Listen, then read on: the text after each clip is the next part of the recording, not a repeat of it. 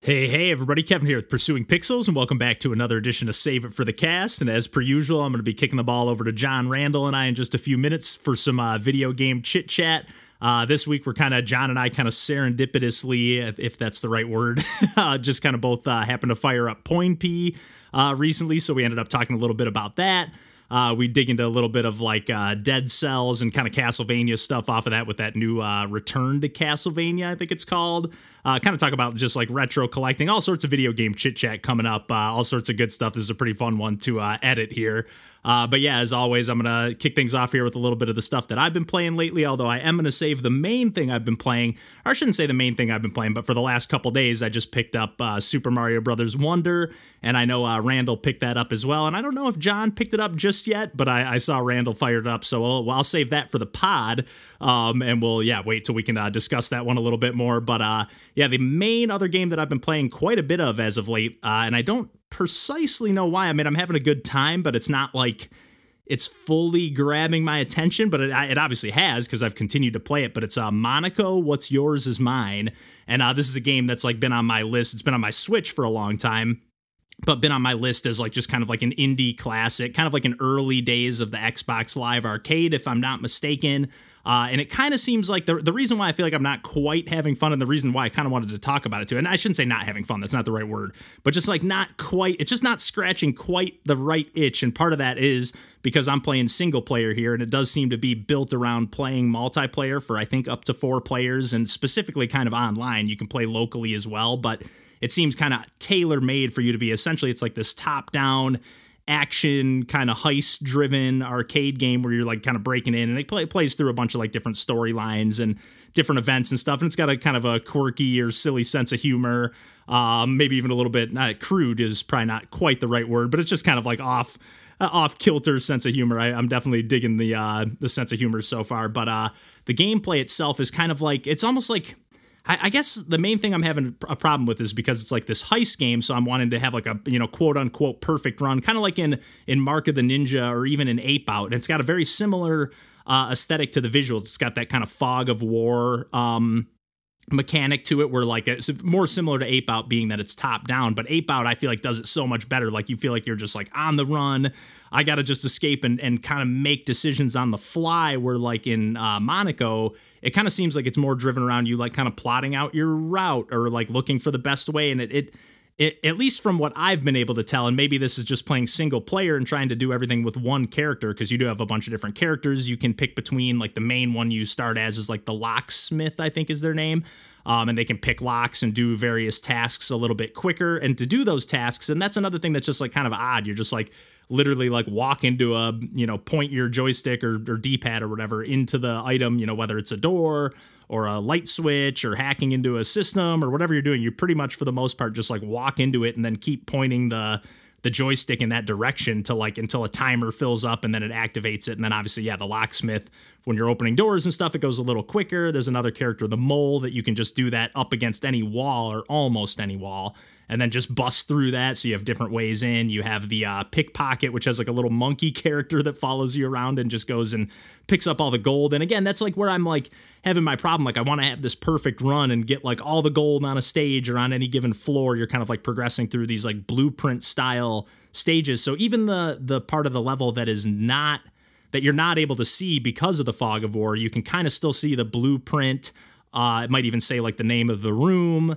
You're just kind of seeing like more like the schematic, if you will, of like, probably the blueprint is the better word other than schematic, since it's not an electrical document. Although you are seeing that stuff too. You're seeing like where all the different wires, but it almost gets like too visually busy. Like there's too, like you'll trigger something and then you follow this like green thing and it's like moving her all around the map and then shutting other things off, and it's on a timer, and you're like, there's just so many things, like it's hard to parse like what's tied to what, and it just seems like it's more built to like have these frantic multiplayer moments where you're like yelling with your friends, whether it's in the same room or over the internet on a voice chat or whatever, and it just seems like the gameplay is more built around that as opposed to be going for these perfect runs, although it obviously is built for that too. They have all these checklists where you're trying to, shows you how many coins are on each given stage and whatnot. And again, if you're playing single player, if you die with one character, you can kind of pick up where you left off with another, and you just have to make it out alive with at least one of your characters. And obviously that just like affects your overall time and ranking and whatnot.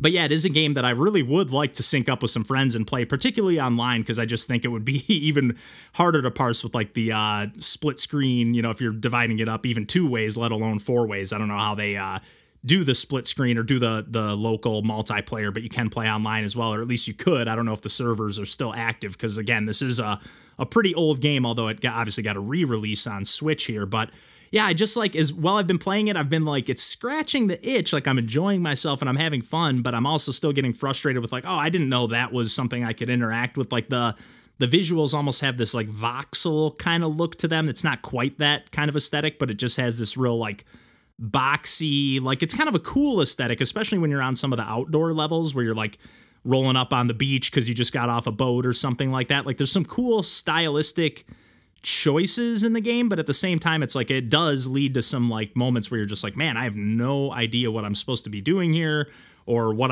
is even happening. But again, I just want to like sneak by without a guard even noticing me, and it does seem like it's kind of driven, like you get a crossbow or something like that, and it's just like, and it is kind of nice. Like, it seems like it's more like a tranquilizer. You don't actually kill the guards, although you do sometimes, because they do turn into skeletons in other moments. So maybe just that crossbow has the tranquilizer darts. But it kind of does seem like, you know, I'm someone who wants to go through, just like in Mark of the Ninja, like I kind of want to go through the whole stage, not even alert a guard, let alone kill one. And here it just seems like you kind of have to, you know, let alarms get triggered, and you know, there seems like no way around, or at least if you're playing, you know, as one character at a time. Maybe if you go in and figure out, okay, the mole would work better on this stage and I can bust through this wall and then start over. And that's kind of where I feel like it might be more of a fun multiplayer experience where you're like, okay, I'm not suited for this, but hey, you know, mole, get over here, I need your help, or something like that. Like, it just seems like it's way more tailor-made for that. Not to just complain about it, because I do think it's a really cool game, but after something that's gotten so much like, I'm coming to the game much later, but it did get a lot of hype around the time that it came out, and it's just not quite been scratching that itch, especially because it is reminding me of games like Ape Out and Mark of the Ninja, just mostly in that fog of war mechanic, but even just in the way that you're just kind of like on the run. Ape Out, you're more like trying to escape as opposed to trying to steal things, but there are stages in Monaco where you're like, steal the thing, and then now you're on the escape and like the building's burning and you're in a little bit more of a hurry. Not quite as reactive as the gameplay is in Ape Out, and that's what I love about it so much, as opposed to in Monaco, I'm just always thinking like, what could I be doing more perfect? Whereas in Mark of the Ninja, I'm thinking that, but I'm also like kind of knowing what I could do more perfectly. And I know these are just small little nitpicks and gripes, but I was like, man, I kind of, as good as all 3 of these games are, and I don't know why I'm tying them together in my mind other than that fog of war mechanic, but I'm still just like, I definitely see myself going back to Ape Out many, many more times. And same with Mark of the Ninja. I could see myself, although I never even really fully finished that campaign, but I could definitely see myself dipping back into that as well. But yeah, Monaco, I definitely just really want to find some time to play with some friends, because I'm as much kind of fun as I'm having, I'm still kind of frustrated and just feeling like I'm not getting the true experience of the game, if that makes sense. But yeah, I'm just kind of talking in circles and rambling here. So I think it's about time I kick the ball over to John, Randall, and I, like I was saying at the top. And yeah, we got all sorts of video game goodies to dig into here. So on that note, yeah, we'll catch you next week. And until then, take care.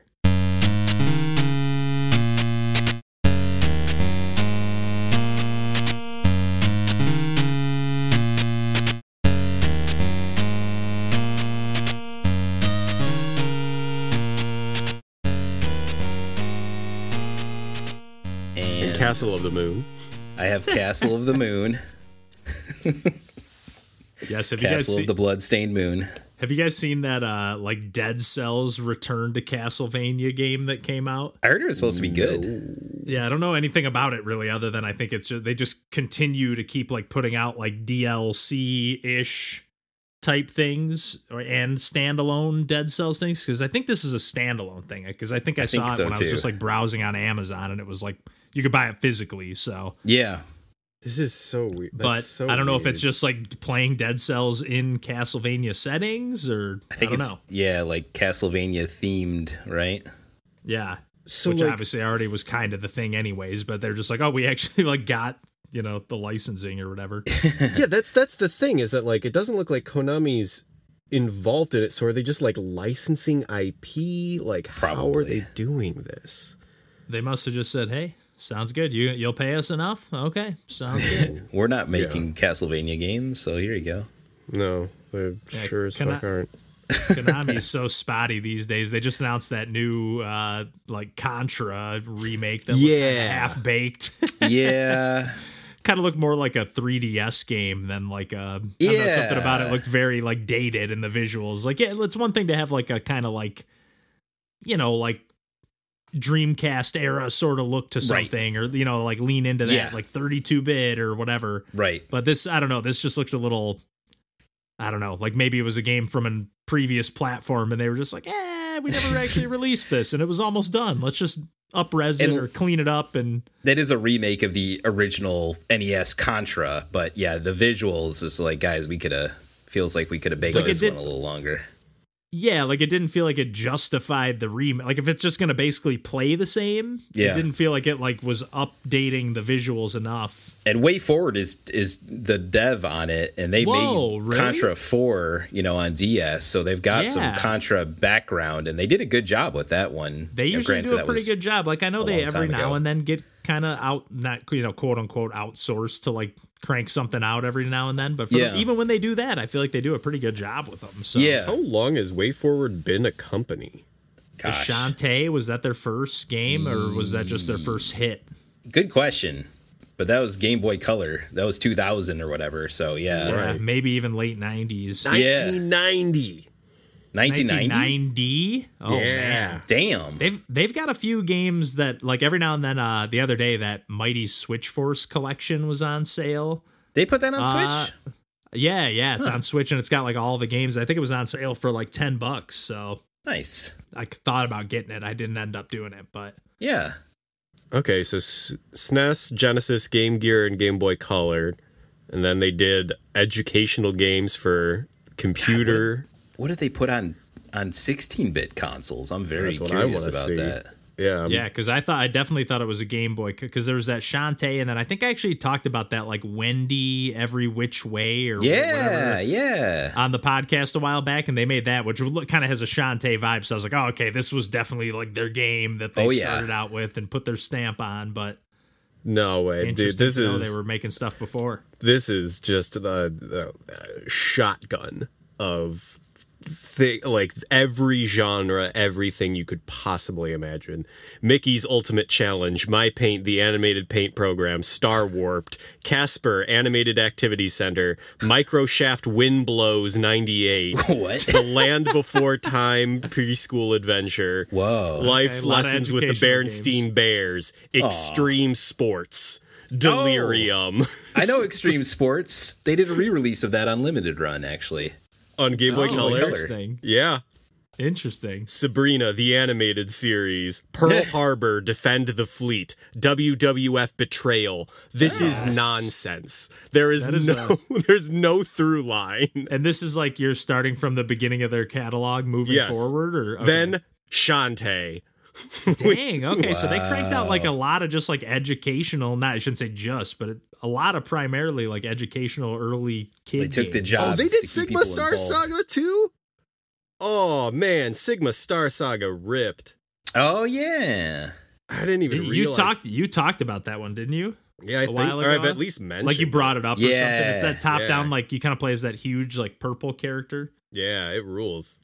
Yeah, that game definitely has some sweet style. And WayForward, which again, back to that Contra, which started this conversation, kind of surprising. But maybe it just didn't get a good look at it during that. Or they gave them no money to make it. So here you go. Here it is. I didn't realize they did the DuckTales remastered. Yeah. Which I never picked up for whatever reason. I know it didn't get amazing reviews. So it looks nice. There's a lot of talking in it. But they got the original voice actors. Okay, that's kind of cool. Yeah, some of that stuff I'm like, you got to be like diehard all of the elements of this, and like I kind of just want to rip through a fun platformer. I don't necessarily want to like watch a DuckTales cartoon while I play this kind of straightforward hop and bop. Especially if you want to replay it at all. Then it's right. Geez. Yeah. Good for them. Like, I like anytime I see a company that's like put in the work of just doing a lot of stuff that like maybe probably didn't isn't succeed. all that fun, or isn't like all that fun to make. I mean, maybe they had a passion for making those like, you know, childhood learning games, but I think they're just taking contracts to stay afloat. Just taking jobs. You got to work. Yep. Yeah, and then, you know, make one for them, make one for you. The Steven Soderbergh approach. Exactly. Oh, Mickey's Ultimate Challenge. Ah, okay, yeah. What platform was that on? That was on a lot. That was, I think, primarily known as a Super Nintendo release, but it was also on Genesis and the portables, Game Gear. Looks like there was even a Master System version. Ooh. Okay. Ooh. Which, speaking of, yeah, they've been like adding. I think I talked about them on that. A lot of the games on that one of those recent Save It for the Cast, but they've been like sneaking a lot of those import games and like just new games onto the retro platforms online. Like they've been really kind of adding a ton. I was like, oh, this updated. So it's been so long since I booted my Switch up. I like was still in the like when I was downloading F-Zero 99. I was like, oh, I still have like a game open in Tears of the Kingdom. Oh my god! I feel like it's been a month there since I played Tears of the Kingdom at least. It's probably been 2 for me. Yeah. Yeah, other than booting up some Pikmin here and there, which I have not played at all since we last talked, John, and probably since we last talked, Randall as well. But yeah, just playing Shotgun King on Switch, and then lately been playing Tumbleseed, actually. Dang. Going back to that, which I'm like, it's such an old game on the Switch, like in terms of like when relative to the Switch's launch. That like you can't capture videos in the game. Like it's like this does not support this function. I was like, what? Because which is a bummer because it's such a stylish game. Like it's so cool looking. That's definitely the brightest part of the game, honestly. It's and such the a music. Nintendo thing that like takes me back to like certain Wii download games couldn't be put on the SD card. Like they had to be on. Yes. Like, there's such arbitrary shit like that with Nintendo. Like it just, we didn't code that. We didn't think about this being a thing. People actually wanting to boot their games from an SD card. We figured you just want to store them on there. And we're not going to take the time to allow all that for these legacy games. Sorry. Yeah. And like patch it in as a system update or something. I mean, I could be talking out of my ass. I have no idea how easy that stuff is. I'm sure there were heated meetings at Nintendo. We got to add it in. No, it's not worth it. But yeah, I don't know. I was kind of just going to, talk some like F-Zero 99 or even some of the Nintendo Direct stuff. And then, or I could just talk like kind of Tumbleseed, Shotgun King, roguelikes, and I played a little POINPY, but I didn't really have anything like specific. Kevin, I booted up POINPY last night for the first time. That's literally when I was playing. It was last night. And like, wow. That's so weird. I can't believe how bad I am at that game. It's like, pretty hard. It's garbage at POINPY. I'm so bad. And I'm like, I should be better at this. I don't understand how I can still be so bad at this game. How much have you like grinded in the sense of like how many like jumps do you have and stuff when you start out, or like buffs? No, I remember you saying that there is like features that you unlock the further you get into the game. I haven't gotten any of those. Like I have 2 jumps. Okay, I think have 2 jumps. I have 2 health. I just unlocked a minute health, like heart, and I don't know what that means. A minute health? Yeah, it's like a gray heart. So I have 2 regular hearts, and then I have a gray heart, and I have no idea what that does. And I have no idea. As in like the game minute? Yeah, no, it says like minute, like the increment of time. Okay, yeah, huh. Or a minute heart. I don't know. I don't interesting. Think so. Yeah, I don't know. Maybe just if you take damage within the first minute, it uses that heart, and then if it just goes away after a minute. Maybe could be. I haven't seen that one though, but like when I start a run at this point, and I'm about to unlock another jump, I'm like just a few points away from unlocking another freaking jump, and I think I start with 7 jumps. Shut up. And I also have a buff that I could equip, but at this point I just unequipped it because I'm like, I don't need any more jumps than this. But I have a buff that is like add 1 bonus jump to your whatever, so I could put that in one of my slots. But yeah, I have like 4 different slots now that I can put perks into. It feels just fun. It feels exactly like how anytime that you talk about doing like a perfect run on Downwell or whatever fucking bullshit you're able to do, and I'm just like, I'm so bad at this game, I can't do any of this. I wonder if there is just some kind of like, because that's the same developer and there's just something in the DNA. Although I'm sure there are people who are way better than me at POINPY, but yeah, I had some decent runs going. And I'm pretty good at getting that early combo going, which I'm also decent at in doing on Downwell, or at least getting the combos to like beef up my health and ammo and Downwell, I should say. I think I need to like just I need to get better at scanning the screen to see like what I need and make those decisions quicker. Like, I think I always end up like in mid combo before I'm like, oh, I don't even know what fruit I'm going after. And then I realize that I've gotten 3 of the wrong type, and I'm like, well, cool, I'm just gonna fuck this up then. I forget if it's one of the buffs I have. Like, when you like hold down on the screen, it goes into like bullet time, right? Yeah. Okay, so I do think I have a buff that like lets you do that for longer before it. But I kind of don't remember there being like a limit for how long you can hold that down, but there is a game speed option, and mine was at like the highest level, but then I slowed it down a little bit last time I played, but I didn't notice any help. I still did just as bad.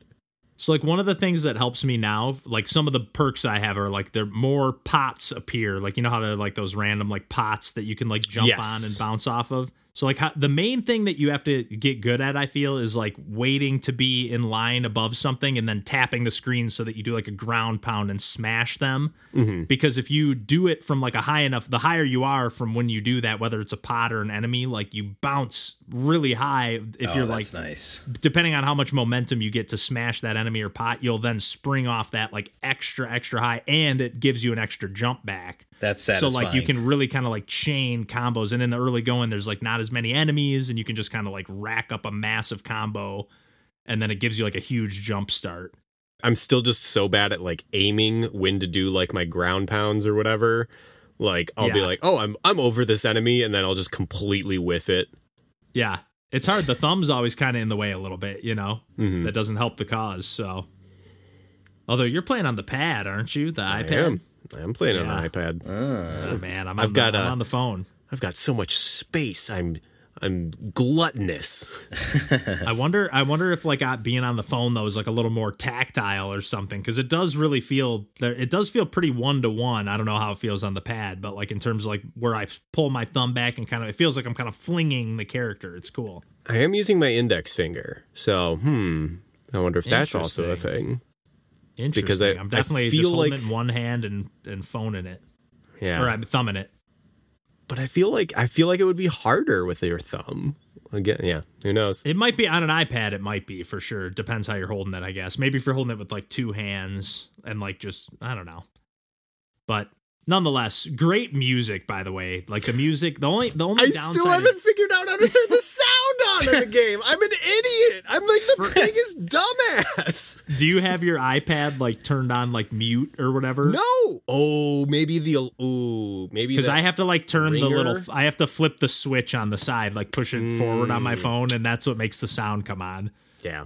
So, but my only great, I think I said this when we talked about it on the podcast before too, but the music and the sound effects are like, they're awesome, but they're like very Yoshi's Island and like all the Yoshi's series. So it's like, it's great, but it's like, I wish it had a little more of its own personality. Like it almost feels like a little too much like straight out of one of those games. Right. Just stole the assets. Yeah. Yeah. It's like it's too, and it's so good that it's like, it's like just like a little bit of a shame that it sounds so much like something else, but at least to me. Yeah. But still really good, really top-notch stuff. POINPY.